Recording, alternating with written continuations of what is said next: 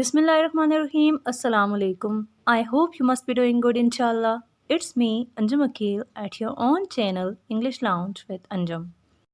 Before starting the video, let me tell you one thing that here at my channel, you can find the videos of English literature, linguistics, language rules, and vocabulary. Now let's start today's video. Well, in segment of vocabulary building, our word number 31 is DISSIDENT.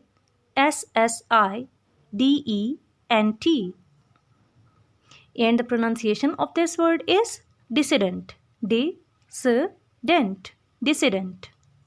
Dissident का मतलब है मुखालिफ, अकीदे से इनहराफ करने वाला या मुनहरिफ, या हम कह सकते हैं इख्तिलाफ़ करने वाला।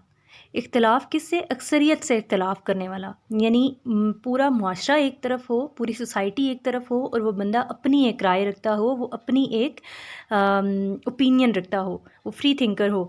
जैसे हम इसके लिए बहुत अच्छा वर्ड जो हम यूज़ कर सकते हैं वो है बागी।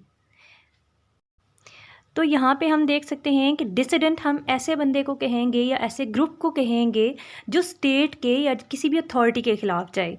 Means a person who opposes official policy, especially that of an authoritarian state, or we can say objector, non-conformist, independent thinker or free thinker, या फिर rebel.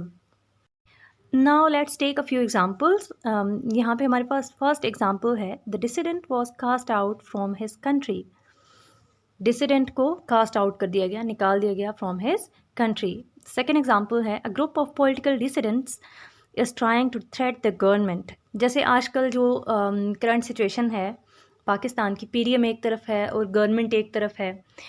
हम पीडीएम को किसी न किसी तरह से डिसिडेंट्स कह सकते हैं कि वो गवर्नमेंट के ख़िलाफ़ जा रहे हैं, वो गवर्नमेंट की पॉलिसीज़ को, गवर्नमेंट के रूल्स को इनको नहीं मानते, वो अपनी ओपिनियन रखते हैं, चाहे वो सही है या गलत है, हम इस बात में नहीं जाते। फिर ये भी हम कह सकते हैं कि a dissident had been jailed by military, had been jailed by government, had been jailed by authorities. फिर हम बहुत से फ्रेजेस जो है वो जिनमें हम यूज़ कर सकते हैं डिसिडेंट वर्ड को, जैसे हम कह सकते हैं dissident believers, dissident group, dissident bodies, dissident bill, dissident ministers, और बहुत से ऐसे फ्रेजेस हैं कि जिनमें हम डिसिडेंट वर्ड को यूज़ कर सकते हैं as an adjective and as a noun. That's all from my side. I hope that you have learned something new. And if it is so, then please like and share the video and give your opinion and feedback in comment box. Thank you so much. Allah Hafiz.